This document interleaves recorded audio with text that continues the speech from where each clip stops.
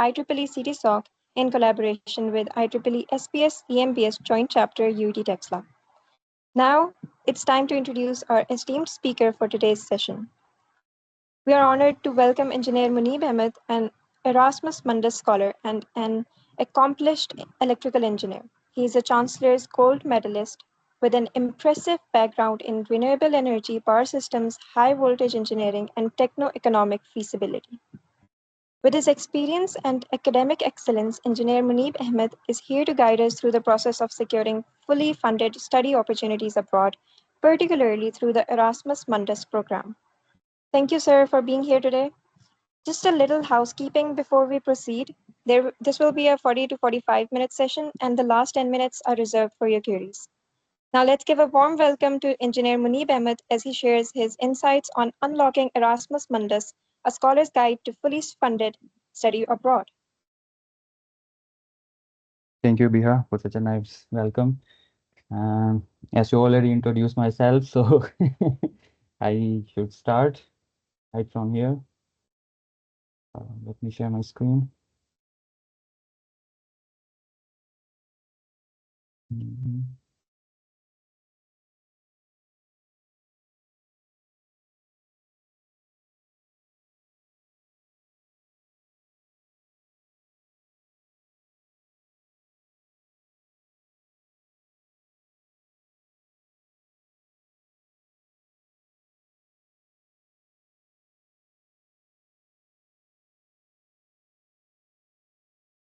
Can you just screen?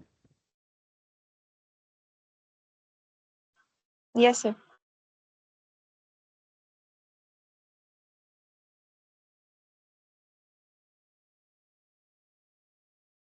Can you please connect?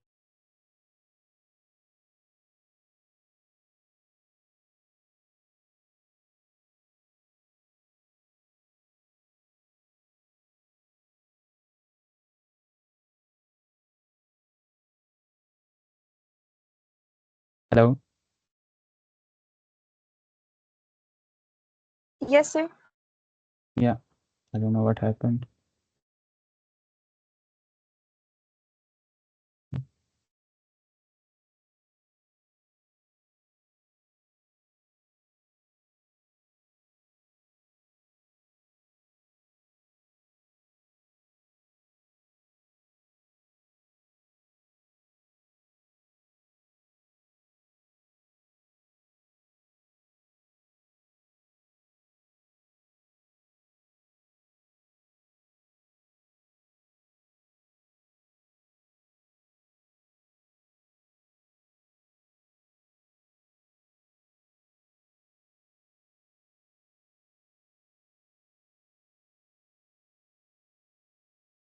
Hello?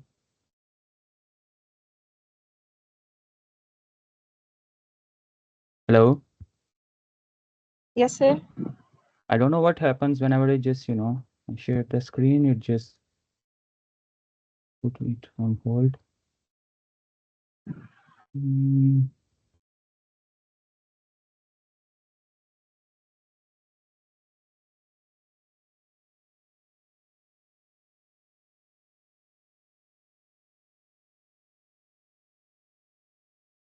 Is it visible now? Yes, it's visible. Okay, then go. So let's begin it. So this is the layout we'll be following in today's presentation. Let's start with my brief intro that you already gave. So these are the key moments in my life. So can you hear me? Yes, sir. I can hear the tone, like someone joins and just it gives me, the tone. So I think like it's on hold again. So okay. So I was born in 1996 and my basic schooling was from Lahore, and I started my college back in 2012, and my university, I did my bachelor's in electrical engineering from University of Engineering and Technology Lahore back in 2014. And after that, I started my master's from US Pakistan Center for Advanced Studies in Energy. It was again in the electrical power. And after that, I applied in the Erasmus Plus scholarship, and I was awarded in the renewable energy in the marine environment. So it was basically a specialization in the offshore wind, like how to install the wind turbines in the offshore and how to control and everything related to offshore. So recently I have submitted my thesis, and I will be joining my the Hitachi Energy in Sweden as a control and protection engineer for the converters. So these are the universities I have attended. Again, UET, NUST, UCC College Cork was my very first semester. I did in the UCC Cork, Ireland. My second semester was in the University of the Basque Country, Spain, and Bilbao. And my third semester was in NTNU, Norway. And the fourth semester was basically, in the Erasmus, you are given an opportunity to join, to select wherever you want to do your thesis. So sometimes in some programs, you are given an option to, secure your master thesis with any company. And in our case, we were just given an option for some with some 60 or 70 companies, so we had the opportunity to choose. So I decided to did my master's thesis here in the NTNU. So my master thesis was on, the surge phenomena in the modular generators. These are the next generation generators for the offshore wind turbines. So this was my basic intro. So within these 2 years, just for the motivation of you guys, I have just put this slide in, so you can see within 2 years I had an opportunity to visit more than some 8 countries, yeah, including Germany that I recently visited, Berlin. So some 14 cities in the 8 countries around the world. So this is the perks of the Erasmus Mundus scholarship. That with your education you can explore the world. So here comes the Erasmus Mundus. Like, what is this? So it's basically a program initiated by the the European Union, and they offer the fully funded, also the partially funded master programs. The program we'll be discussing is the fully funded program, but in other cases they also have the semester exchange. That I have seen some Pakistani students from NUST are recently, here on the semester exchange in the NTNU, but mostly we apply for the fully funded 2-year master program. So the 2-year master program is also called the Erasmus Plus under the Erasmus Mundus program. So yeah, so the normally this program starts in the October and November. They offer some under Erasmus Mundus platform. They offer some 200 around 170 to 200 different programs in the different fields. So the start date of the program varies, from month to month. For some starts in the October and some start in the November. And similarly, the closing date is also some close in application period close in the mid Feb, or some close in the mid March. So you are having some 4 or 5 months starting from October to Feb or March. So it's advised to, maybe if you can, it's not a that lengthy process. So if you are really passionate to apply for it, you can just do it within 10-15 days. So it's advised to do it before December or January. Don't wait for the deadline. So this is the stipend, the real thing we are here for. So the total stipend or the grant for partner country student. Okay, there are two type of the countries. One is the partner country and the other is the program country. So we Pakistanis, when you will be applying, you need to select the partner country. We are not a part of the program country. Program country is the countries in the Europe EU, and if you have the nationality from one of the EU country, you will be considered a student from the program country. But in our case, we are from the partner country. So for the partner country, the stipend for the 24 months is for 48,500 euros in total. Out of 48,500, you will get 1,000 euros every month as a stipend. And at the start of the very first year, you will be given some 3,500 euros for the travel grant, and same amount will be given again at the start of the third semester. So total of 7,000 euros will be given to you guys in case hopefully you get selected in this program. So 7,000 euros will be given as a travel grant, 1,000 euro on monthly basis. So this is some, 31,000 in total. Rest of the amount goes for the university fees for the 3 semester or the 4 semester that you will be covering across different universities in the Europe. And on top of that, you will be given the Erasmus, insurance for the 24 months. You will be covered here for the medical health and different kind of insurances. They will share the document and you can see like for uh, which things you will be covered. So this is an important thing to discuss here. If you get selected, so don't you expect like, they will give you money before you just travel there. So you will have to arrange around about 5 to 6 lakh rupees in Pakistani currency. You will have to apply for your own, the visa fee. You will have to pay your own visa fee and you will have to book your own flight to Europe. And you will have to book your accommodation in the Europe from Pakistan. So normally they take the monthly rent and on top of that at least 1 month, the security, advanced month security. So it will be some 5 to 6 lakh minimum. So bear in mind like you guys need to have this amount in case you guys get selected for this program. So once you just reach there at the end of very first month of your degree, they will give you 5,500 euros, the 2,000 euro as a grant for 2 months, and 3,500 euro for the travel grant that the amount 5 to 6 lakh you already spent on your, travel.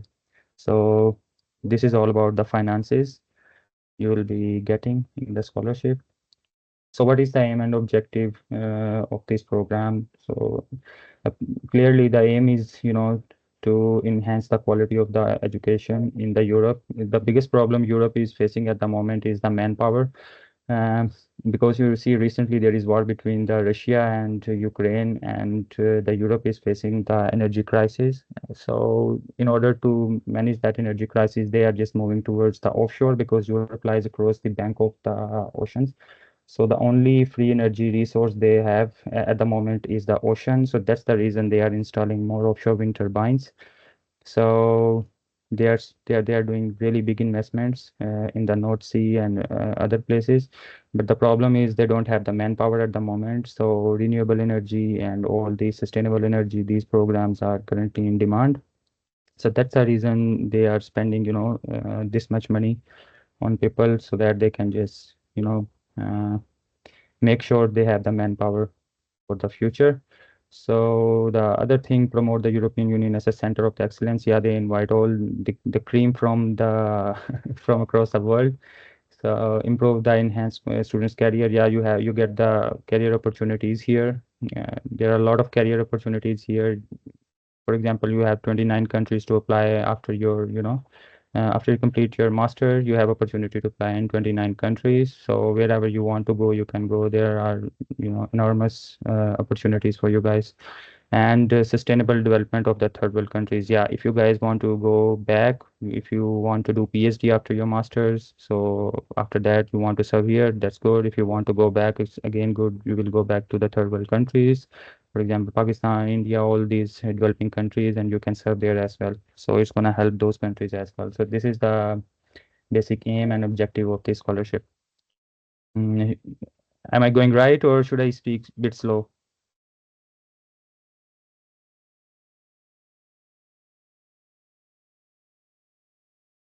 Hello? Yes, sir, it's fine. Okay, thank you. So here are the things you guys need to do before you even start your application. So first of all, if you guys already have your degrees with you, get them attested from your university. And the MOFA at our times, we need to get it attested from the HEC university. First of all, you need to get it attested from the university, then HEC, then we used to get it attested from the MOFA. And at the end, if the embassy wants, you need to go to the embassy to get them attested as well. But now I have heard like Pakistan is a member of the post-style states, so you just don't need to go to all these. authorities, you can just go to the MOFA and get your degree apostille. Maybe you need to go to the university HEC and then MOFA will do it, but the apostille, the benefit of the apostille is now you don't need to go to the embassy. So this is the thing. So you need to get your degrees attested. In case you are waiting for the convocation, you can get your degrees and start preparing for this thing. You don't wait for the convocation. And then this is an advice for you guys, because once you get selected, you don't have that much time. You only have 2 3 months. So this is very short period of time to get all these things done. So the other thing, make sure you guys have the passport. So if you have passport, it is advisable. If you don't have and you are going to apply, make it for 10 years, and the more the pages, the better it is. And now they are offering the RFID based passports, so try to get that, because here in the Europe recently my friend was facing a problem to in order to get the bank ID here. In order to get a bank ID to open a bank account, sometimes they need the passport with the RFID. So it's better to have the passport with the, you know, all these options. So also make sure you have a valid CNIC. And the thing to make sure there is no discrepancy in your documents. Make sure like there is no spelling mistake on your CNIC, on your degrees, the father name, no spelling mistake in the father name. Everything is, should be correct. There should not be any mistake, because at the end you will be facing the problem. So make sure there is no discrepancy in all these documents. So yeah, regarding the language, most of the Erasmus program, they accept the proficiency letter. So you don't need to get worried about the IELTS or the TOEFL or these things. So you can just simply go to your university and get the English proficiency letter. But again, this varies from program to program. So I will be showing you, moving forward, I will show you like how to check on the website of the program that you are going to apply, like either they are accepting the proficiency letter or you need to provide the IELTS. But mostly if you have done your bachelor's in English language, so they accept a proficiency letter. So you can simply go to your university and get it from there. And yeah, if you have mentioned in your CV like you have work experience, so it's also advisable to get the letter of employment. Or if you already have done job and you are not doing any, any other job, or you are working somewhere else now, so it's better to attach your experience letter. So these are the documents you need to prepare even before your application. Now, how to find the program of interest? Yeah, this is the real thing now. So maybe I'll show you. First, let me just read it to you, then I will also show you what to do. So you are advised to go to the Erasmus Mundus website, and there you need to set some filters like the program you are going to, what's the duration of the program you are interested in. For example, I told you they also offer the semester exchange, so we are not going to go for that. So we need to select only those programs that are the full degree programs, Erasmus Plus. So you will set the filter to 24 months and the credit hours, so 120 credit hours. And year of project selection, so we'll select the latest 2025. Currently the latest is 2024, that is already passed. So after a month or two, when the application period will start, then you will be able to see like what are the updated programs. Most recent one they are offering for 2025 to 2027, sorry, 2026 to 2027, 8. Yeah. So this is not sorry, 2025, because the selection for 2025 has already been done. So you will be selecting 2026 maybe. Yeah, so we'll see. And rest you leave all the filters intact, and then you are advised to go to the Erasmus Mundus joint master degree program. Then we'll go to the it will, when we'll set all these filter, it will give us the list of all the programs that are being offered. So it is advised, to read the title, and if you think like it's comparable, sorry, the it overlaps with your interest or with your degree that you have already done, so go into that and check the course catalog, like what are the courses they are being offering. Okay, so if the course outline they are offering overlaps with the courses that you have already covered in your bachelor's, so just save the link in make an Excel sheet, put the link of this program website in that Excel sheet, and do this for all the programs on that website, on the Erasmus Mundus website. So it will give you, a list of all the relevant programs. So then it will be easy for you to go into, each program and just check like which documents they are asking for. So normally they demand on the similar documents. So that's not a big deal. So the rule is now to apply for the maximum three programs. This is the rule. Like you can apply only in three programs that are, relevant to you. So, but I have, my friend told me this is not again a rule, but my friend told me he applied in some 9 or 10 programs, so he was in. So he already secured the scholarship. He was here. These days he's in Netherlands in TU Delft. So, but they advise you in case you are going to apply in more than three programs. So do not mention in their website. They will ask you like, are you going to apply or have you applied in any other program? If so, so mention the name of that program. So if you are going to apply in more than three, so it is advisable not to do that. I will advise you to apply maximum in three, but because this is the rule. But if you still need to apply, so don't mention more than three programs in any of the application. So this is not recommended, but this is an advice if you want to do. So it's up to you. Uh, the last thing, the criteria of relevance. Yeah. So the chances of you to secure this scholarship is the relevance of the program you are applying in. For example, if you are applying in a program that is offering the courses that you majority of obviously all the courses that they are offering are not going to be the same that you have already covered in your bachelor. There will be some different courses, but if you are able to see like 4 or 5 or 6 courses are relevant or are same that you have already covered in your bachelor, so it's a good program. You can just go for it. So in case you apply in a completely new program and the courses you have already covered in your bachelor are not overlapping with the new one, the program you are applying in, so it doesn't make any logic like why you are applying for this program. You don't have the prerequisites. So this is the thing you guys should consider. So these are the documents you will be asked during the application process to upload in the application. So very first one will be the proof of the place of residence. You can provide your passport. The passport will serve the purpose for this thing. It can give the proof of residence. So the other thing will be the passport itself. This is the same. The passport will be serving the purpose for the proof of place of residence and the passport itself.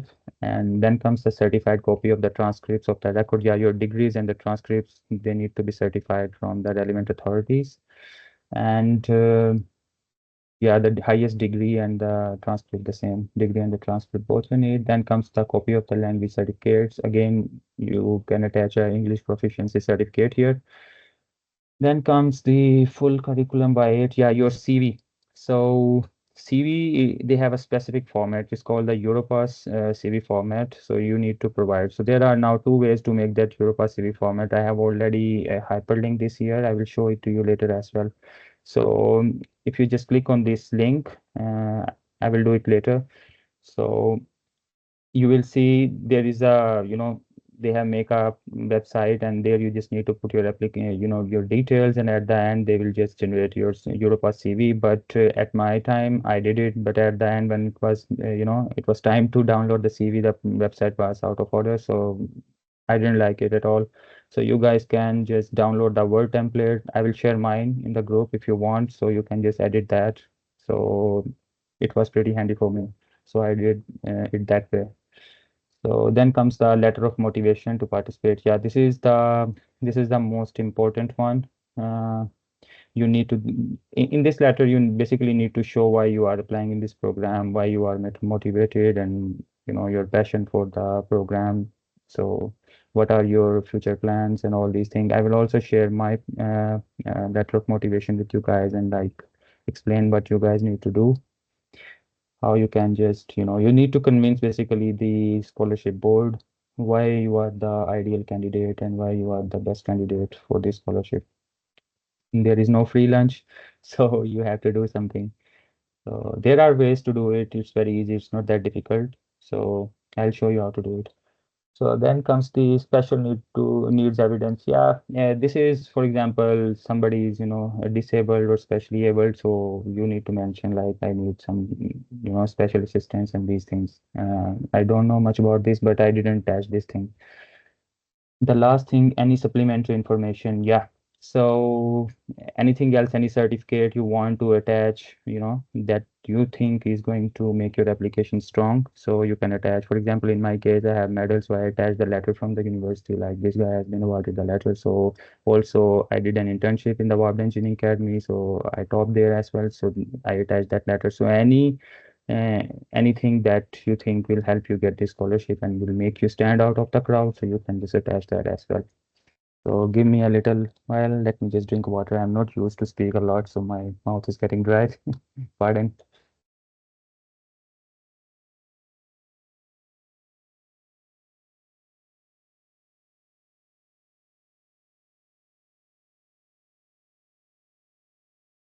Thank you. Yeah. So actually, I didn't do any interview during my selection procedure because the program I am in, they don't take interview, and they just assess your documents and your degrees and your marks, the universities, the ranking of the university, they also count that. So based on those things, they decide. It varies from program to program. Some programs need you to appear in the interview, and some don't. In my case, I didn't, but some of my friends, they also got accepted in other programs, so they had the chance to appear in the interview. So you guys will be given a list of the topics. In case you are supposed to appear in the interview, you guys will be given a list of the topics, and you will be told like these are the topics you need to cover in the interview. So just take that list. It's very easy now. You just need to upload it on maybe ChatGPT and put a good prompt in the ChatGPT to expand on these topics. So manage your time because you will not have that long period, maybe 2 weeks, 3 weeks. So just divide the topics in the available days and then try to cover all these one by one. So it will be this way. Just master all these topics. Have, sorry, have command on all these topics and just appear. It's not, something very difficult. They just ask you basic about the topics. So yeah, again, as I have told you, you just need to do some things to stand out of the crowd. So the very first thing, you just need to make sure you are applying in the program that are most relevant to your previous degree. How to check the courses being offered by the program. Check their course catalog. If the courses being offered by the program are the same or the relevant or overlaps with the courses that you have already covered in your bachelor's, go for that. First thing. The second, mention the courses. Yeah, in your CV, I will also show you later in my CV how to do it. So you need to mention the courses that are similar in your bachelor and the masters you are going to apply. So mention those courses, and out of those courses, mention those in which you have the good grades, because you need to mention the grades in your CV as well in front of those courses. So try to mention those courses that are similar, and on top of that, you have the good grades in those courses. So this is advisable to, yeah, try to stand up out of the crowd. How to do it, I'll show in the CV. uh, how to stand out of the crowd. Even if you are similar to others, but there are always ways. So write a convincing SOP that portray you as a passionate candidate. Yeah, here comes your storytelling skill. Even if you don't have, it's not again a problem, because you can just go to ChatGPT and you can just give it commands, and now it will write a good SOP for you. It's not considered, a bad thing here in the Europe to use these tools. But what they expect you is, to at least mention it. Then, for example, even in our thesis here in the NTNU, it was legal to use the ChatGPT, for example, for the proofreading, for idea creation, for thesis outline creation. All these things you can just do on the, and at the end you just need to submit a declaration form, like which tool you have used and how you have used. So they don't mind. So don't think like it's going to be a plagiarism if you use these tools. So you are allowed to use all these tools. So Excuse it's me. very easy. Yeah. Sir, I'm Yeah, sorry for interrupting. I need to make a quick announcement.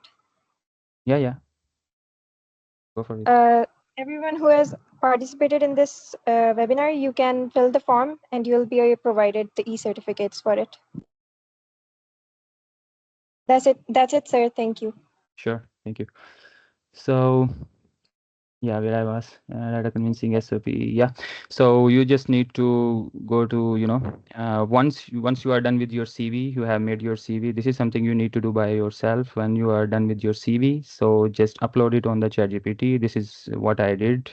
So it will just generate an SOP for you. Then you need to prompt it again and again and again, like tell this story. You can just mention in simple words and then write a prompt, so it will just integrate it in a kind of coherent way. So this is, I will show you like how I did it. So then comes the try to justify. Yeah, in the SOP at the end, you just need to tell like what are your future plans, why you are interested only in this program, why this university, what are your motivations, what you will be doing after this. So all these things in the SOP.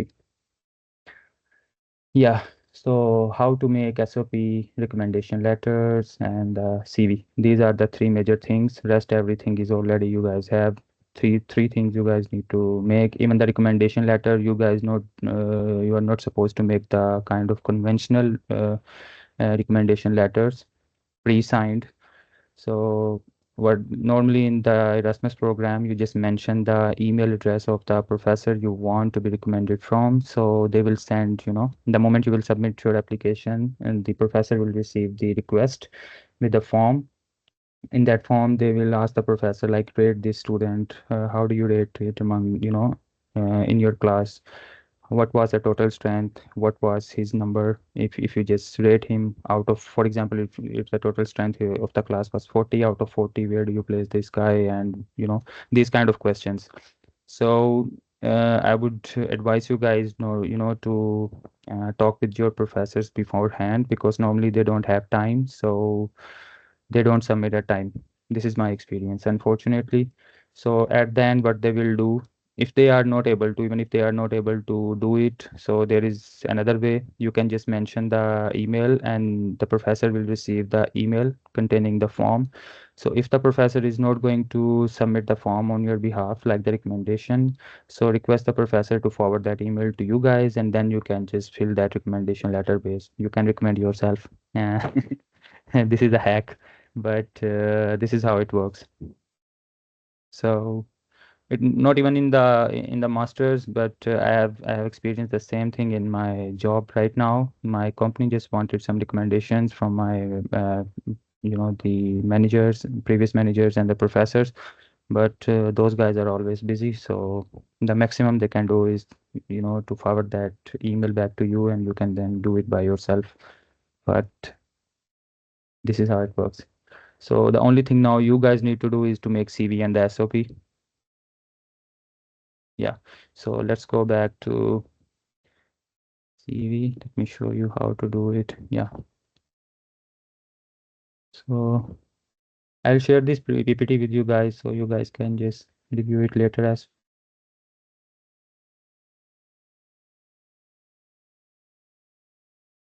well.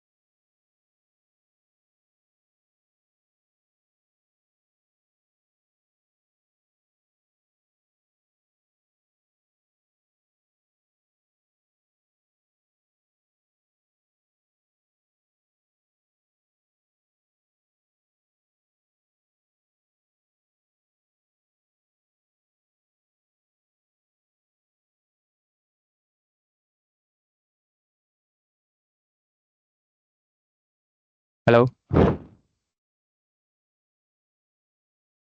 Hello. Yes, sir. Sorry, this is the Prime Minister laptop. So, pardon. No worries, sir. It's okay. Uh, yeah. So,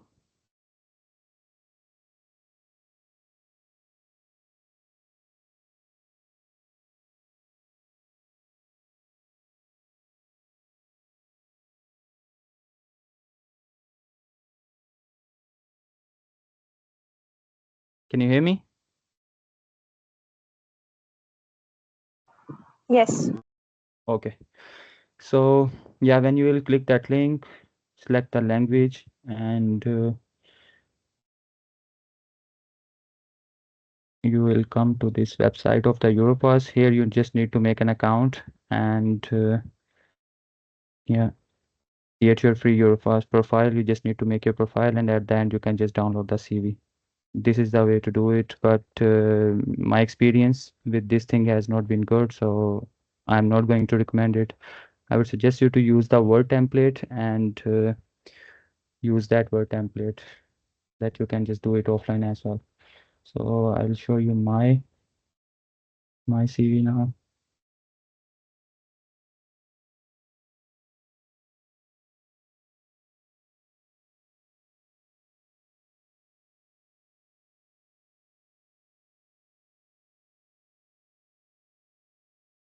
Yeah, can you see the CV?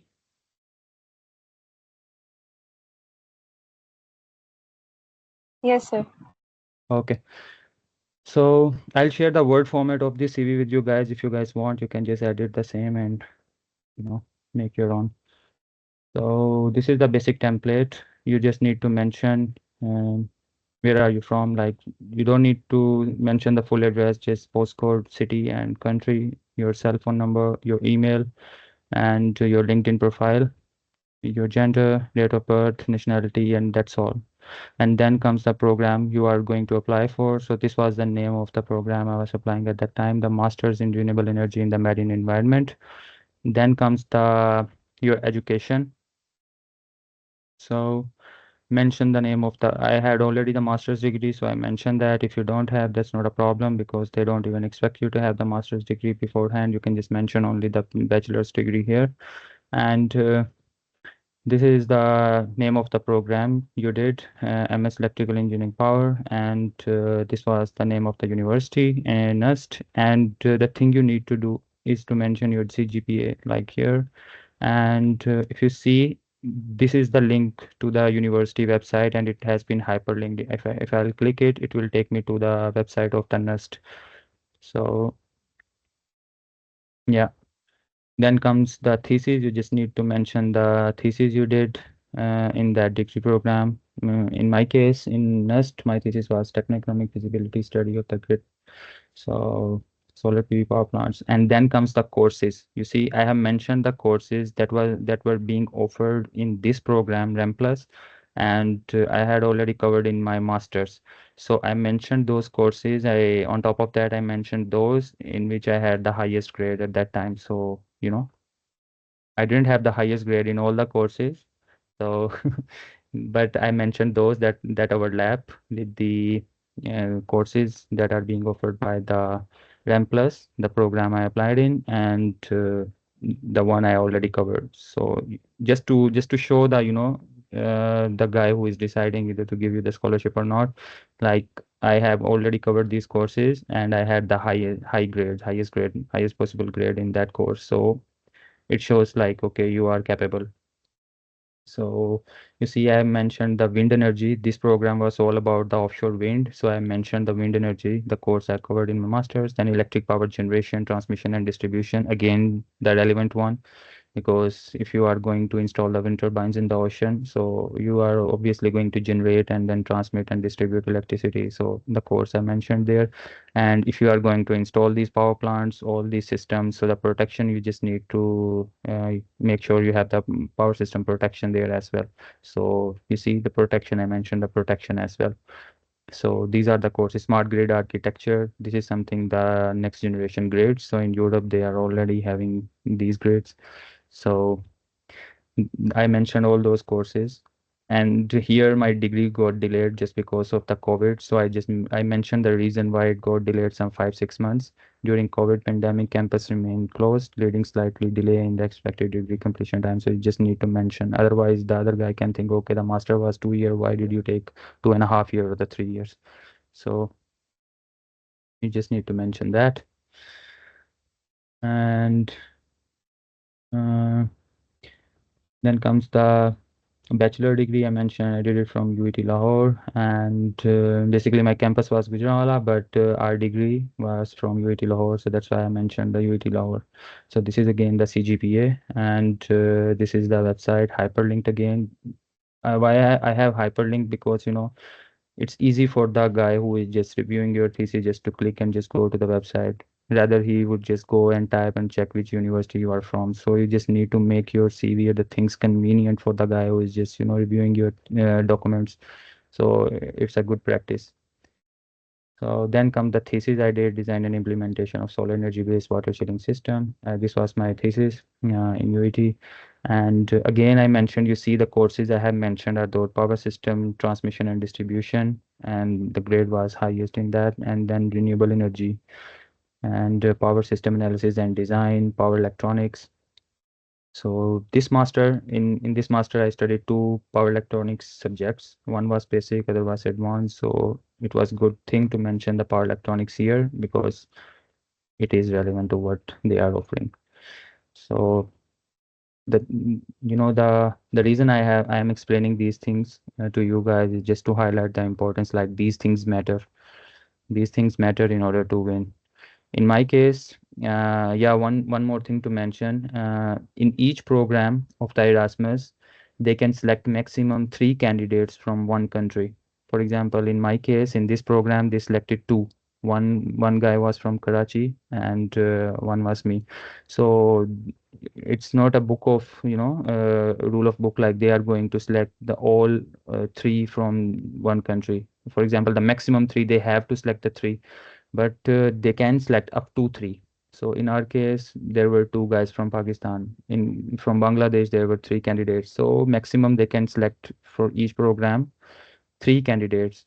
But from Pakistan, there were so many guys who applied in this program. So there was really high competition. Overall, some 640 students applies globally in this program, and out of which they awarded some 15 or 16 scholarships out of 640. So competition, you see, is very high. So just to stand out of this thing, you just need to mention all these things just to have, make yourself stand out of the crowd. So yeah, then you see, this is what I have done. These are the free courses I did from, the Coursera.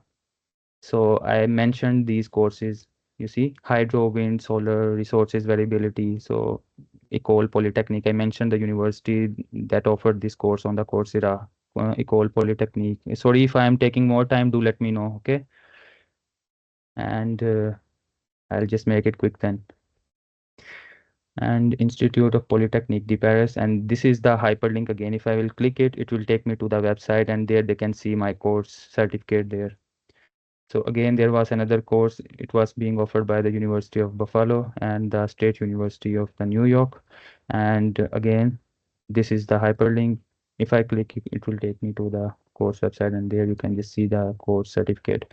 So why these courses? These courses help a lot, because if you have just degree, many other people will have just degree. So what makes, difference? So if you have done these courses, if you mention the courses, it show like you are passionate about those things. You just went an extra mile to learn about these things other than your degree as well. So do as much as you can do, because you have time. So the if you just give time, you can just complete a course maybe within a week if you just do it thoroughly. So it's not a big deal, and on top of that, it's free of cost. It doesn't cost you anything on the Coursera. In some cases, they ask you for the money, and you can apply for the, free. You can submit online application for the free, and they'll give it to you for free. So this thing. Then comes the work experience. So mention if you have work experience, you can just mention here, the designation and the company location, and just briefly explain your work role, what you were doing there.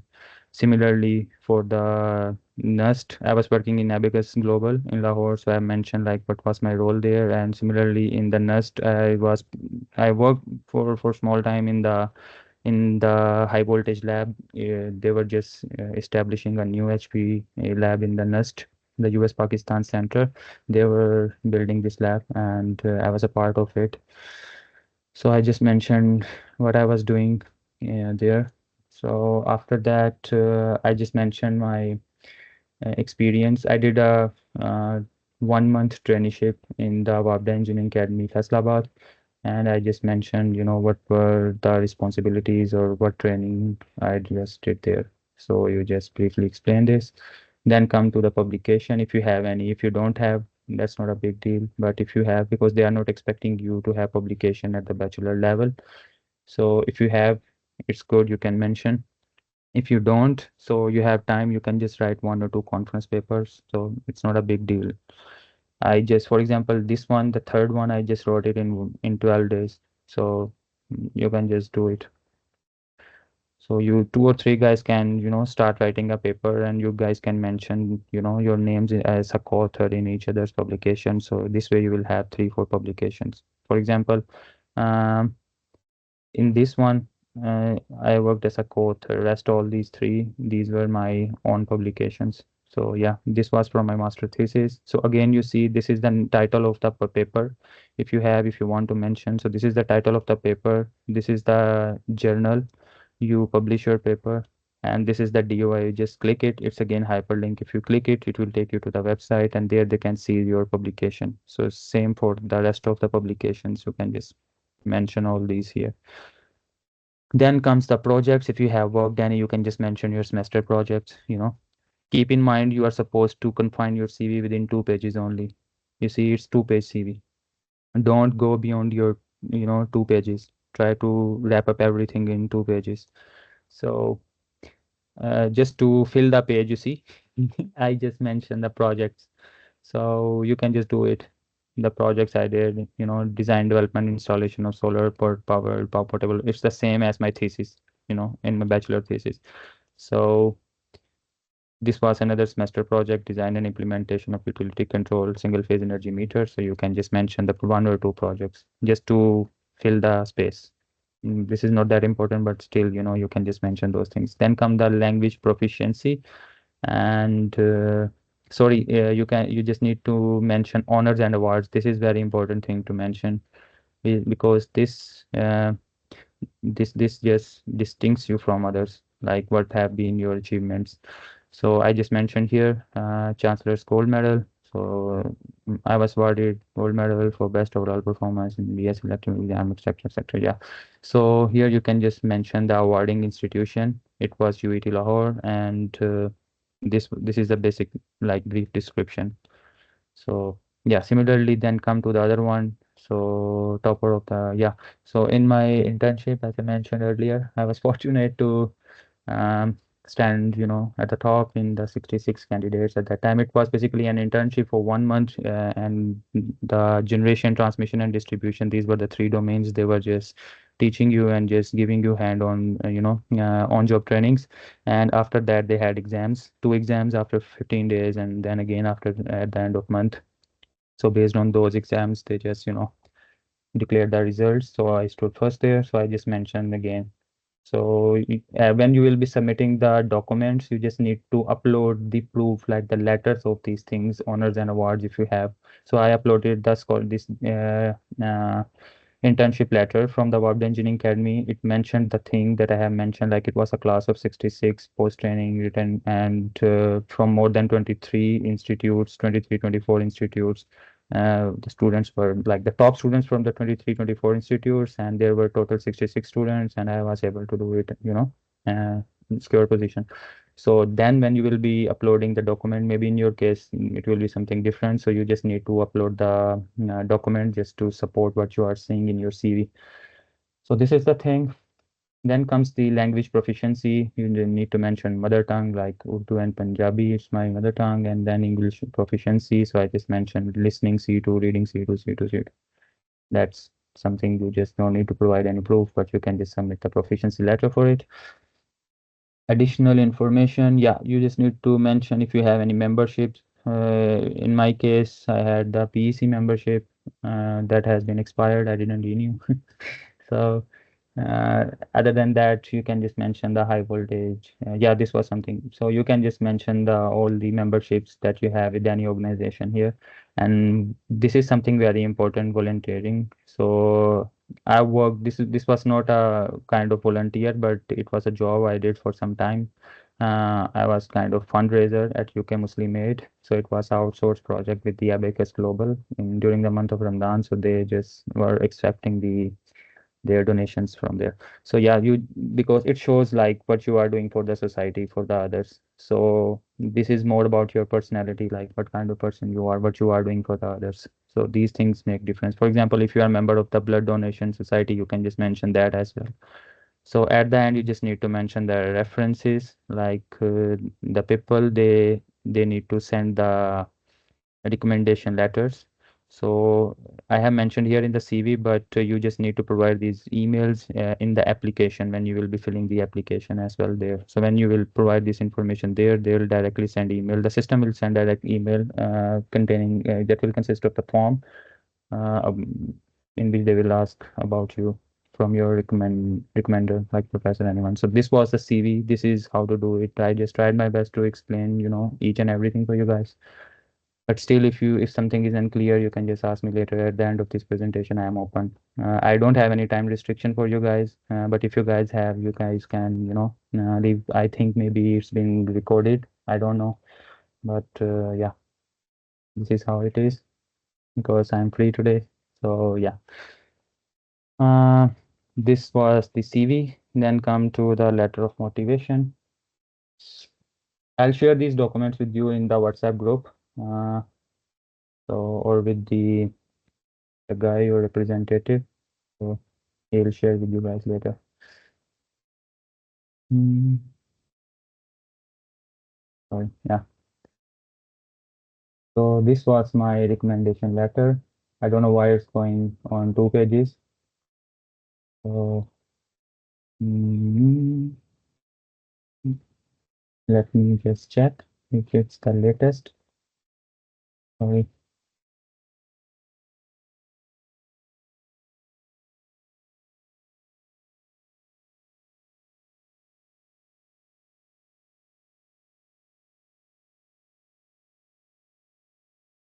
Mm,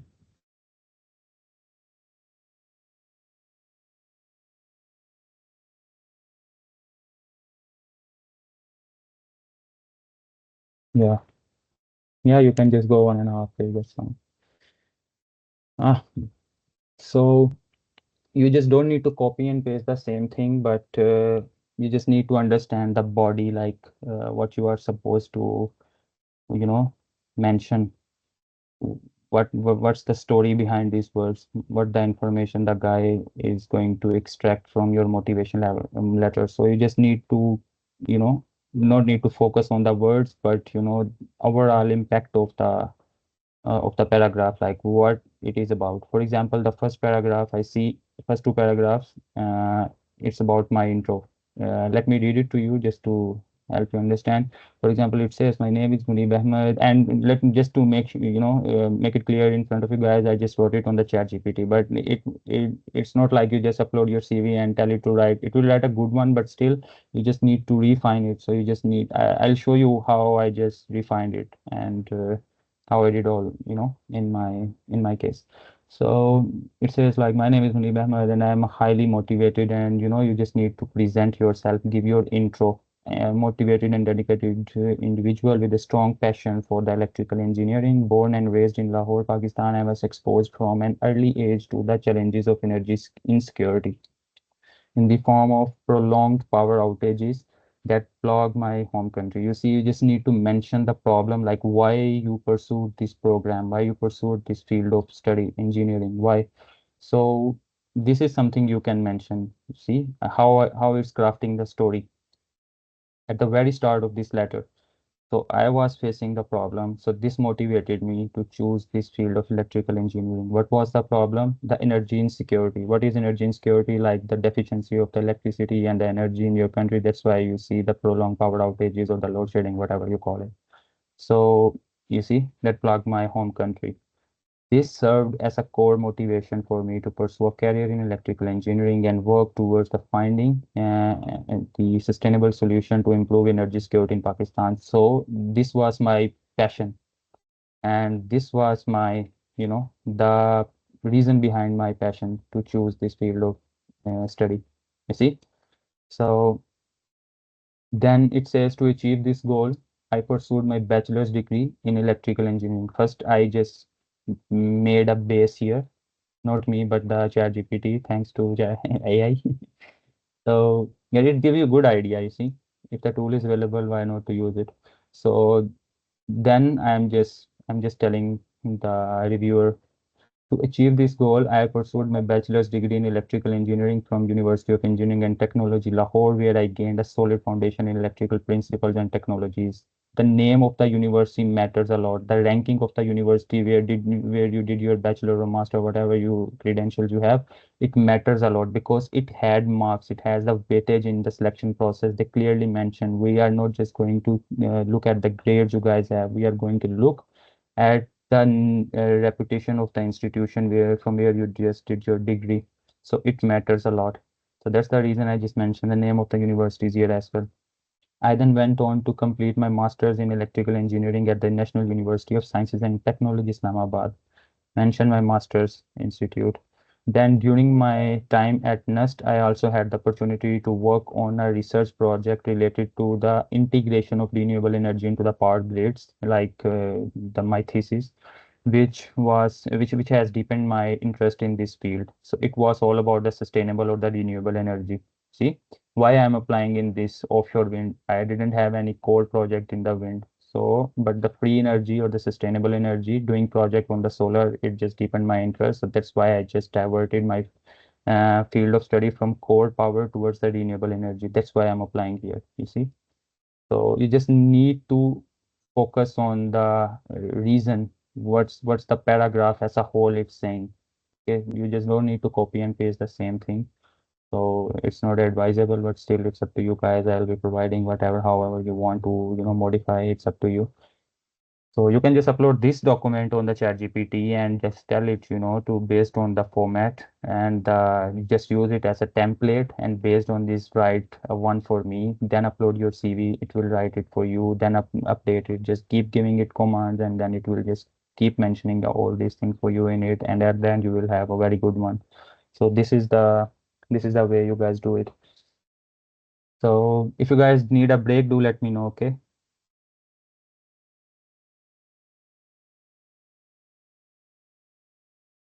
Hello?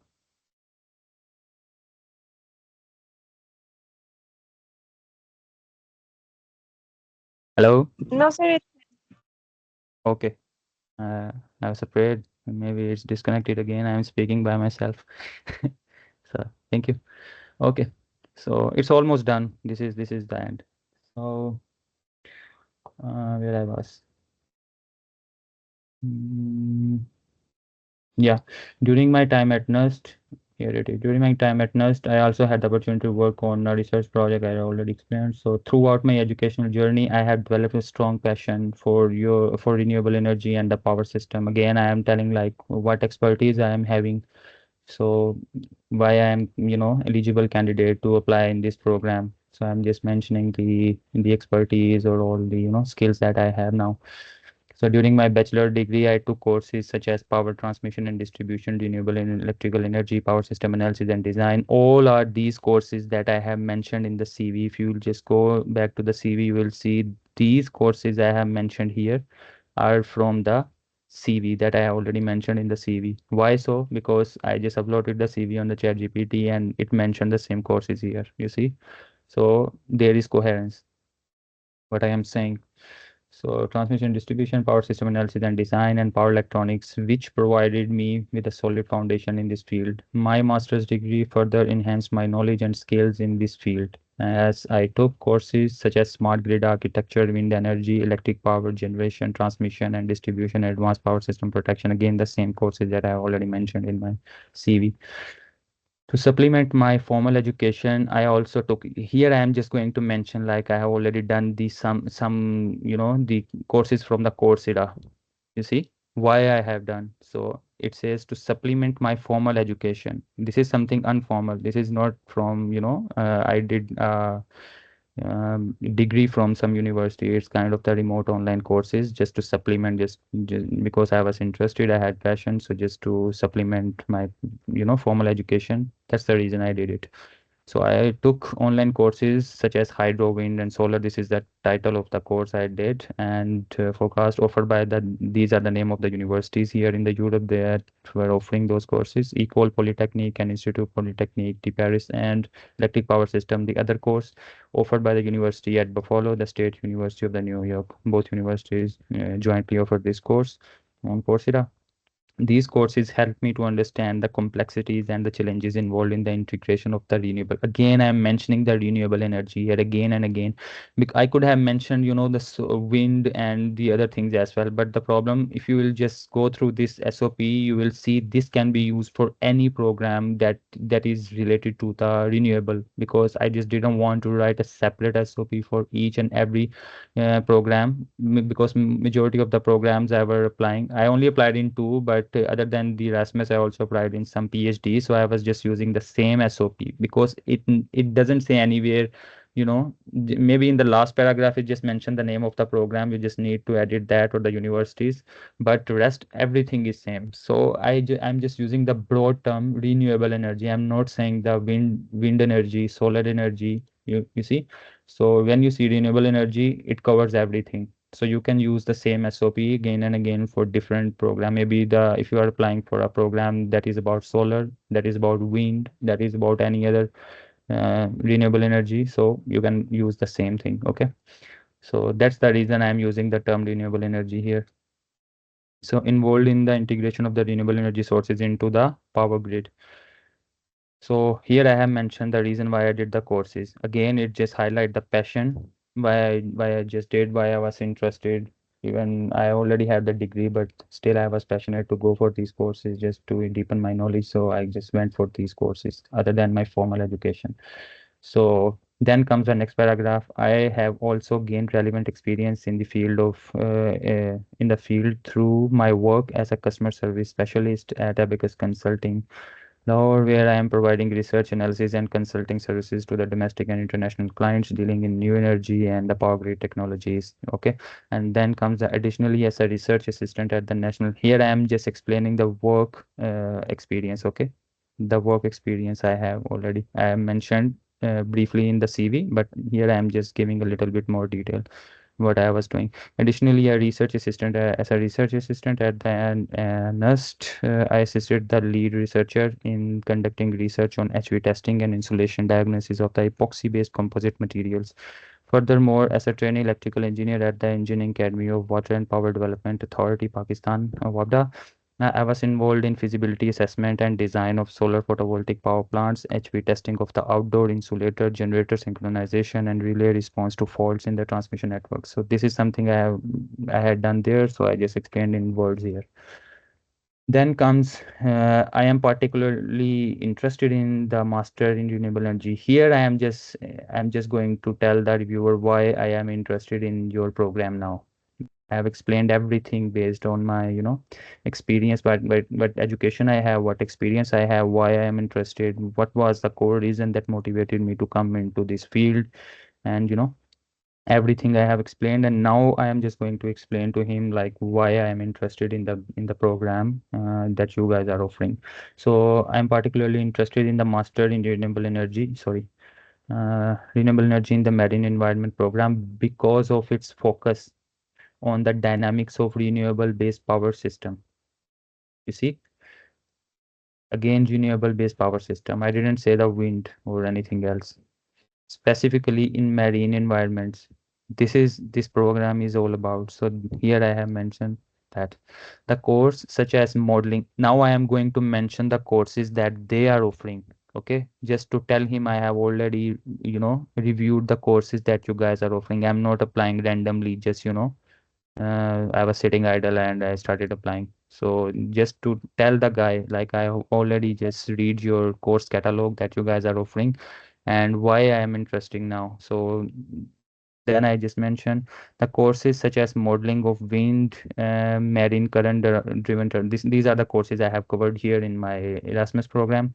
So marine current turbine driven electric generators, ocean wave energy, and the offshore wind energy assessment, power electronics in the offshore power systems, integration of the, you see, these are the courses, integration of renewable energy, electricity system, power electronics. I have already mentioned in my CV that I have covered in my bachelor's.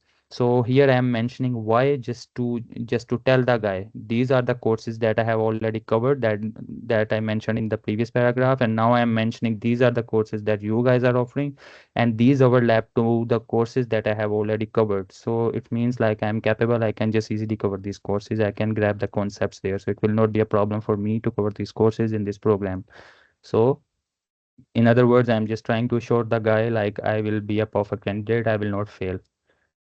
So this is what's the reason to mention these courses: power system, integration of renewable energy in the electricity system, and environmental impact assessment are of particular interest to me, as they align with my career goal of obtaining PhD degree in this. Why this used to be my goal, but now there are opportunities to apply for the PhDs. And here in the Norway, in the NTNU, if you just apply in the PhD is not considered a study program anymore. It's a full-time job and you get very good salary, some 9-10 lakh Pakistani rupees. So after tax. So this is the amount and it's considered a full-time job there. So this is it. So it's yeah, I will also recommend you guys, if you guys just want, those of you who have already master's degree, just write me in the WhatsApp group, and I will just mention the website. You can just search for the PhDs. Recently, two of my friends, they were junior of me in the NUST, and they got the PhDs here in the NTNU, and they both are coming here, so it's very good opportunity. It's not that hard. Recently, one of the guy who was a colleague of mine in the same Erasmus program, he also got the PhD here in the NTNU. So they have so many PhDs. It's well paid, so it's a full-time job. After 3 years they give you 3-year contract. After 3-year contract you guys can just get a PR, and after 1 to 3 years you can just get a passport and life is set for you guys here. It's very very smooth process and it's very good country. So it's it's just a recommendation to you guys. So coming back, as a line with my career goal of obtaining PhD degree in the marine-based renewable energy system and contributing to the integration of renewable energy sources into the power grid. You see, I have mentioned what's my intention, why I am doing this, what's my intention, because I want to do PhD maybe. So that's my reason. So it's very good. The Europeans here, the problem is the Europeans here are not interested in doing PhD anymore. These people are kind of the Gen Z generation, so they are not interested into the PhD things. They have the job opportunities maybe after bachelor's, they get the very good job. They don't pay heed towards these things, PhD and these complex things. So these people are, the universities are looking for someone who can just do the PhDs and just keep the research process going on. So that's the reason they appreciate if you want to do PhD. Even the host university of mine in Spain, the professor just mentioned, if you guys want to do PhD after the completion of this Erasmus program, do let us know, write us an email and it will be there for you. No other process, just write us and we'll just offer you the PhD straightforward. And the stipend they are offering is some 1800 euros. So it's not very very very good amount, but still it's compared to Pakistan, you will be getting some 5-6 lakh rupees every month. So Spain is not that expensive as well. You can save 3-4 lakh every month. So this is it. So they appreciate if you want to do the PhD here. So do mention like this is my career goal. Okay. So I'm convinced that obtaining the RAM plus degree will provide me the necessary knowledge and skills. Here I'm explaining to the guy how this degree is gonna help me in my career and how I'll be making change in the society after getting this degree. So this is what this paragraph is all about. I am convinced that obtaining the M plus degree will provide me with the necessary knowledge and skills to contribute to the energy security of Pakistan through the exploitation of its marine. You see, I have mentioned Pakistan has a huge potential when it's come to the marine energy, but due to the lack of the skills or the manpower or the investment, we are not able to, exploit that potential. So maybe I will have that degree, I'll have that skill, so I can just go back to my country and I can just serve there. So this is what I am mentioning here. You see, what was the I already mentioned the aims and the contribute. What's the aim and objective of this Erasmus program? So development of the third world countries. It was already there. So you see, this is what I have mentioned here. Ah, I'm kind of very introvert person. I don't speak a lot, so my just mouth is getting dried again and again. Sorry for that. Uh, by increasing the share of renewable energy in the country's energy mix, reducing dependency on the fossil fuels. You see, our 60 to 70% of the electricity is coming from the import-based fossil fuels. So here I am just mentioning, if we are capable of exploiting the renewable energy potential available in the country, so how we are going to help the economy of the country by increasing the share of the renewable energy in the country's energy mix, reducing dependency on fossil fuels and mitigating the impact of the climate change. So you see, climate change is again a big issue here in the Europe these days. It's a heat wave. It's very hot today. It's 30 degree. I was in Berlin, 2 weeks ago. So it was 33, 34 there, and there was no air conditioning even in the, um, the transport system in the Berlin. It was very well connected city, but no, So I would say the air conditioning and the facilities like we have in big cities like in Lahore, they are far better than in these modern countries. The thing we need to do is just to expand, just to connect the city well so that people just move towards these transports rather than to travel on their own convenience. So this is something. So I have mentioned the problem, climate change. It's a big issue here in the Europe as well. They just want to go to the net zero till 2023. Okay, like no emission. They just don't want to generate electricity from the fossil fuel by the end of 2023. Everything they just want to generate from the renewables. So here I have mentioned it's very hot topic of discussion these days here in the Europe, climate change. So I have mentioned that here as well. The development of the marine-based renewable energy system can play a crucial role in ensuring a sustainable and secure energy future of Pakistan. You see, this is what I am just explaining why this scholarship is important for me and what I can do after that.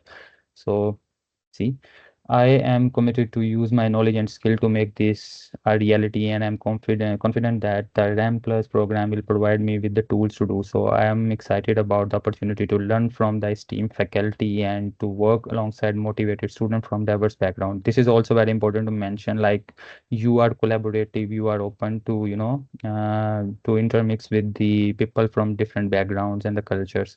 So Erasmus is all about the different, mixing the people from different backgrounds and the cultures. So this is it. You just need to mention, you are not kind of racist person. Nobody is racist here, but still, you just need to mention. So I believe that my academic knowledge, relevant coursework, and professional experience make me a ideal. Here I am telling why I am ideal candidate. I have explained in detail, so I am just trying to sum up now here. I believe that my academic background, relevant coursework, and professional experience make me an ideal candidate for this program. Thank you for considering my application sincerely.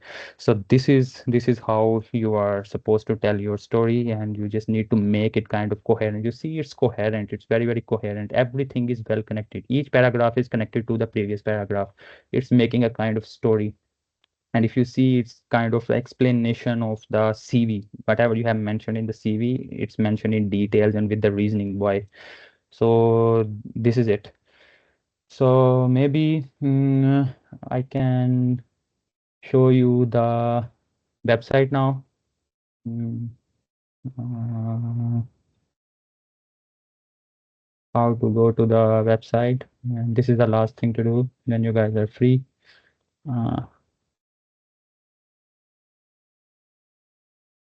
yeah, can you see the screen?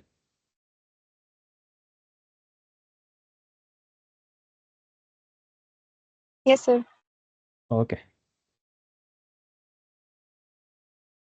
give my laptop. Fine. Yeah.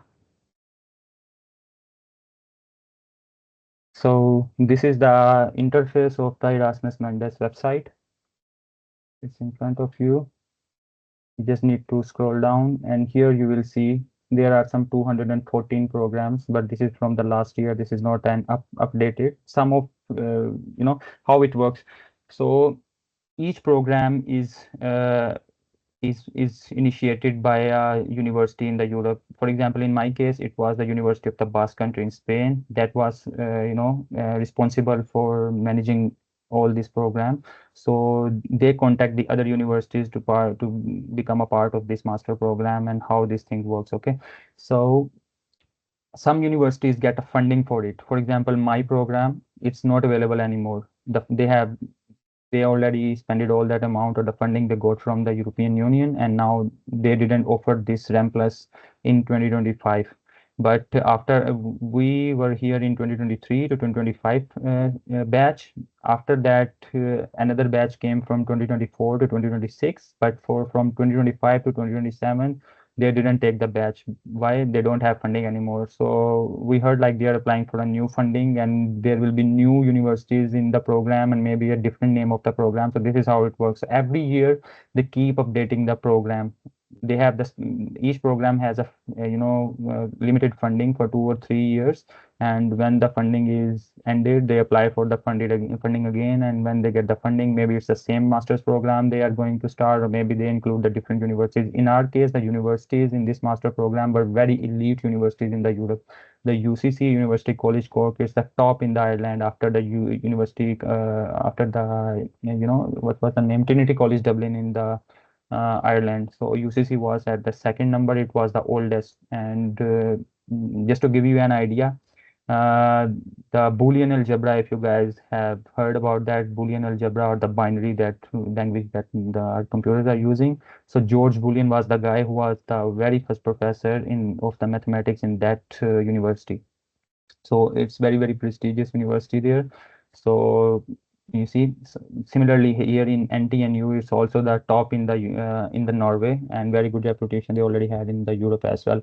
So the universities were very expensive. They need to pay more amount to do the thesis here in the universities. So these were very expensive. But now we have heard they are trying to include the universities that are not that expensive in the Europe. But we were kind of lucky that we got a chance to study in these universities. So these were very good.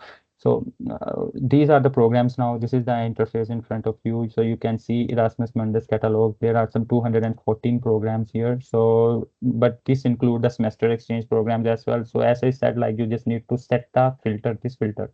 Come to this and you see there are programs, 12-month programs, 60 credit hour, 90 credit hour. So these are the maybe exchange program. We are not interested in these. So it's just like that 24 months program and close.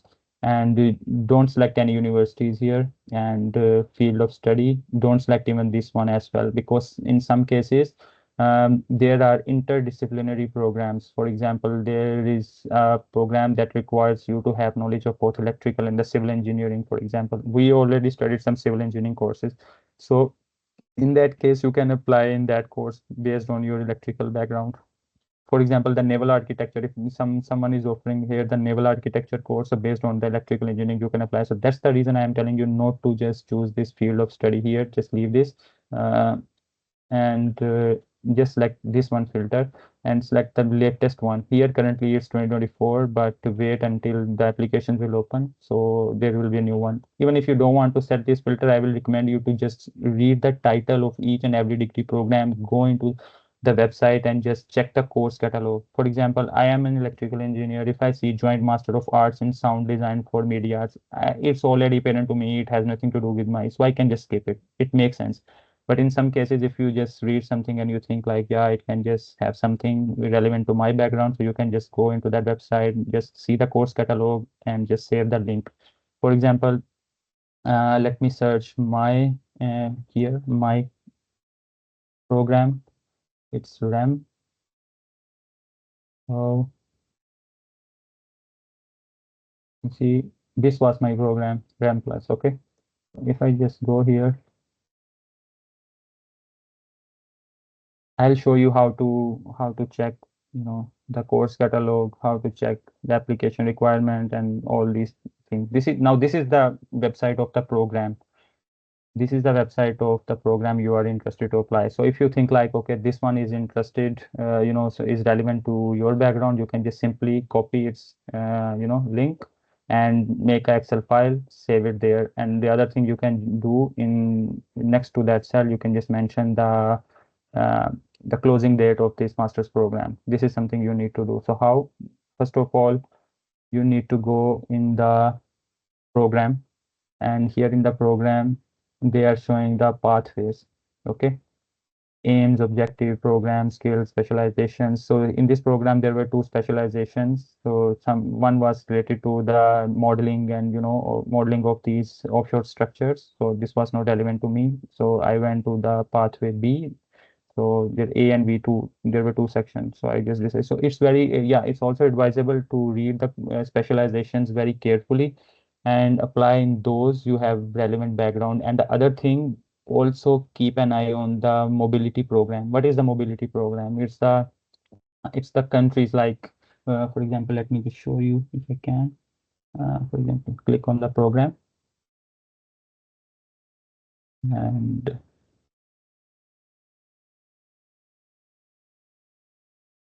you see, the program is a 2-year master, 4 semester, 120 in accordance with this, and student mobility is compulsory. Mobility is like each semester will be in the different country, and the countries, the different countries, um, the travel from one to other country and other to other, it's called as a whole as mobility.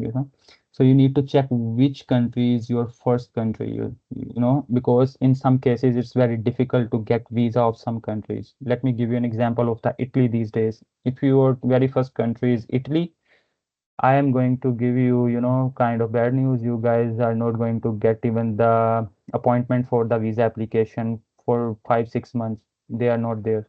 So one of my friend recently got PhD. He was also from NUST in University of Genova. So he did his first year. He got admission there in PhD, and he had to do his first year remotely from Pakistan until he get the visa, and then he traveled there. So you see, this is the problem. It cannot happen in this Erasmus program. So be very careful. Try to check the mobility and try to check which country is the very first country you are going to travel. And in case its visa is easy to get and the visa time is not that much, because you will have only 2 3 months to get the visa, uh, to do the visa application. So this is very important thing to do. Even if you secure the scholarship, it will become kind of impossible if you don't get the visa appointment in the embassy. So similarly, at our time, recently the Swedish embassy has opened in Islamabad, but at our time, Swedish embassy just they closed the embassy in Islamabad, and those students whose very first country was Sweden, they couldn't even apply for the visa. So despite of getting the scholarship, they were not able to move to Sweden because the embassy was closed. And so in that case, some people just go to other countries. Then, for example, Turkey or other countries, or some embassies accept application from those countries, or some don't. So it's already a mess then. So it's very, very important that you guys are very careful while choosing the mobility program in your application. For example, not only the first country, keep an eye on the other countries. For example, in some universities they also offer, some universities from Israel. So being Pakistanis, we are not able to go to Israel. So if your second or third country of mobility is Israel, so how come you guys are going to move? So just keep an eye on the mobility. It's very, very important thing to do. So you see, this is all this supervisor, and then go again to the program, aims and goals, language policy. You see language policy here, you will see what they are asking you. Either they are going to accept the proficiency letter, or they want you to submit the IELTS or what. So they have clearly mentioned everything here. The teaching will be in English, and all of the partner universities, English proficiency is the prerequisite. Okay. So they will mention here an applicant. You see here they have mentioned an applicant who carried out his study in English is eligible. Passing a recognized test provides him more chance to be accepted. Official confirmation letter is needed. You see, the English test result must be sent before the deadline. You see, so if you have the proficiency, then you can just simply, I just uploaded the proficiency and it worked for me. Applicants whose native language is not English is required to pass recognized test. This Cambridge English language. They have, sorry. Sir, if you don't mind, can we move on towards the questions because it's been Yeah, yeah, yeah. almost. Yeah, so- Yeah. I'll be happy to. Yeah. So this is how you guys need to do it now, application process. Just the last thing to show you guys. It's important. So here they have mentioned all these documents that you need to submit and online application. So this is the online application. I just want to show you regarding the recommendation letters. When your supervisor will submit the recommendation letter, it will pop up here in your application. I don't know if they have deleted my profile or still it's there. So let me just check. Uh,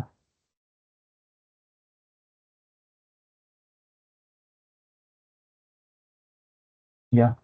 So submitted data.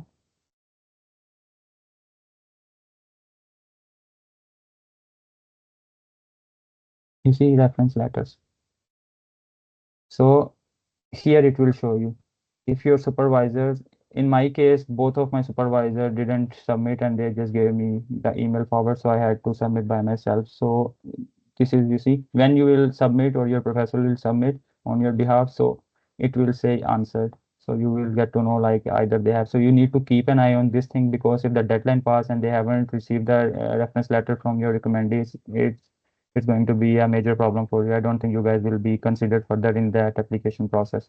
So keep an eye on this thing. Either they have submitted after your submission of the application. If not, just contact them and tell them to share that email that they have received, and then submit it based on your um, you know based on your own behalf. So this is it. Oh, so yeah, it's very hot here. Yeah, anything else you guys want to ask? I will be happy to answer. We are here. So yeah, I have provided here some links. So this link is the YouTube, is a YouTube channel of a girl from Erasmus. So she's very good. Like, she have explained each and everything, every process, every step of this application. You can just click and just go and watch every information regarding SOP, everything you will get from there. And this is also a lady that shows how to make the Europa CV. What thing you just need to mention, I have already explained it to you in case you want to.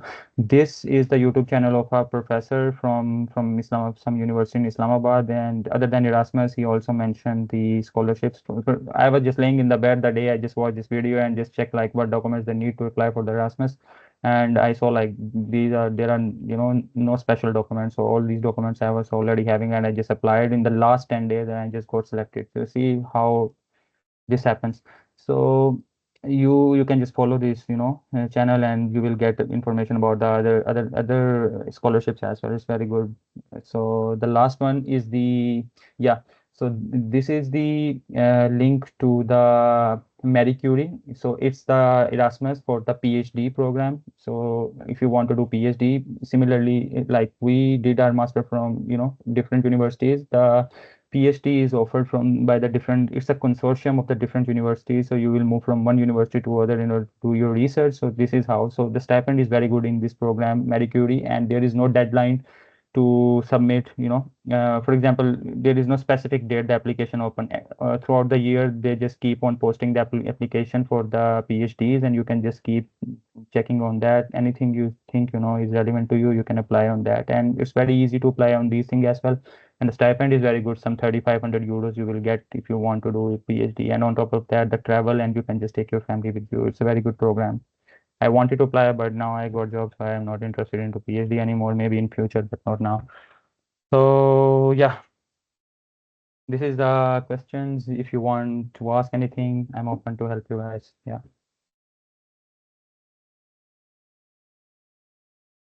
Thank you so much, sir, for such a knowledgeable session. Now, Yeah, if thank you. anyone has any question, you can raise your hand.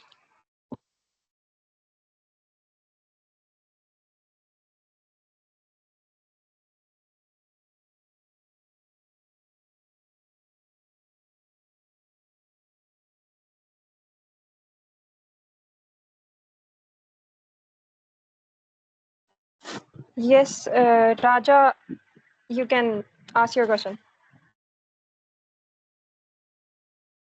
Assalamu alaikum. Am I audible? Yeah, alaikum salam. First of all, thank you so much, Monib bhai, for this knowledgeable webinar. You have guided in so much details. Thanks for that. Currently, I am also pursuing Masters in Mechanical from SMME NUST as well. So you were mentioning about the PhD at Norway, I guess.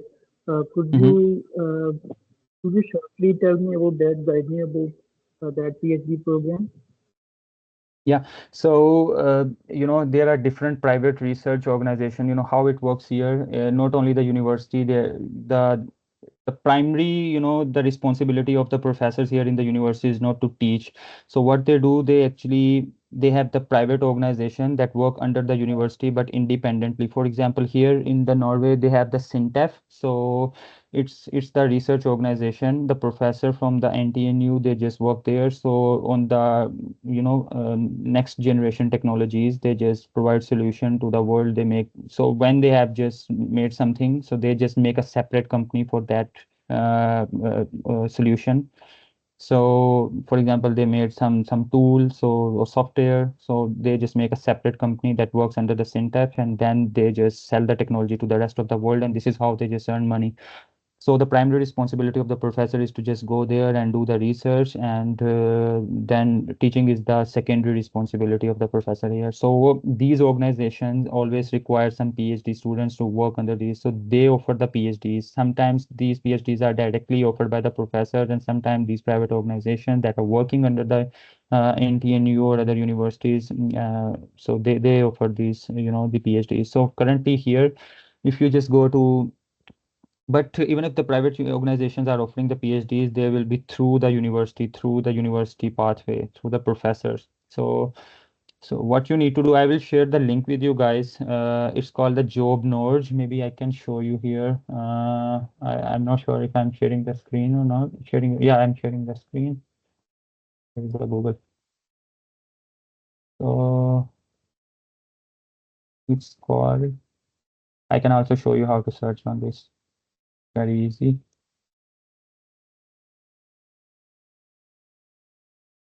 My system is, I don't turn it off. There are so many tabs open, so it's tired as well. Job nodes.no, not happened.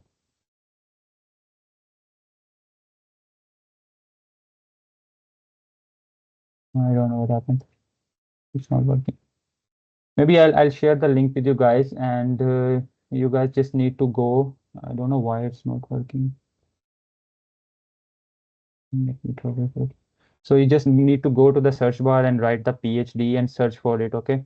So when you will search, it will give you the PhDs in the Norway, not from the NTNU, but other universities like University of Stavanger, and this Stavanger is very good university, or University of the Oslo and other universities. So you will find all the PhDs there, and there is also another website just called fin.no. Maybe I'll share, I have a list of all the websites from different countries in the Europe that are offering the jobs and the PhDs. So I will I'll post that. I'll request you guys who are arranging this session to please give me access to post into the WhatsApp group so that I can just post all this material into that group. So just ask me in the group. I'll share the list of the websites where you can find the jobs directly from the even Pakistan, and you guys can search on them. But the PhDs here in the Norway are advertised on this job nodes and the fin.no, but you can find directly on the job nodes, and there's a list of the PhDs and the deadlines and everything is mentioned there. They just don't require a lot of, some extraordinary things from you. Just apply and wait, and then there will be an interview and you will get into it. They have too many PhDs here. And also those who have, I would also like to mention here, currently, as I have got job in the Sweden, so they are recruiting, in bulk. So they have, I would say, hundreds or the thousands of the vacancies there in the Sweden in Hitachi Energy. So if you guys want, you can just go to their website and apply. Maybe I can just have a different session with you guys, how to find that job and how to contact the, the managers. If you want, I will be happy to share with you guys. But do that, because they are hiring in bulk and it's very good opportunity. I already know some people that directly moved from Pakistan to Sweden, and there's a big Pakistani community who are working there in the Sweden in Hitachi as well. So there are opportunities. So yeah. Anything else you guys want to ask? Sorry, I don't know why it's not working. The job, my Chrome is not working. The system is, giving me trouble.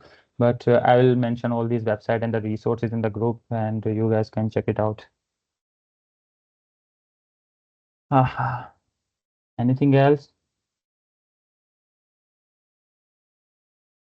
Sir, I guess that's it. Yeah. So let me show you the Sir, last thank you slide. so much for such an Okay. insightful and knowledgeable session. Thank you guys You took your time off out for of such a attending. busy routine. Now, yeah, I'm a bit busy these days, but today I was doing nothing. I'm already planning to move, so I'm just trying to, wrap up my things. I have to relocate by the end of this month to Sweden. So yeah, it's a lot to do, but today I was free. So thank you for attending and bearing me. Thank you so much, sir. Thank you. See you guys. Okay, sir. Allah Hafiz. Allah Hafiz, Bye. everyone.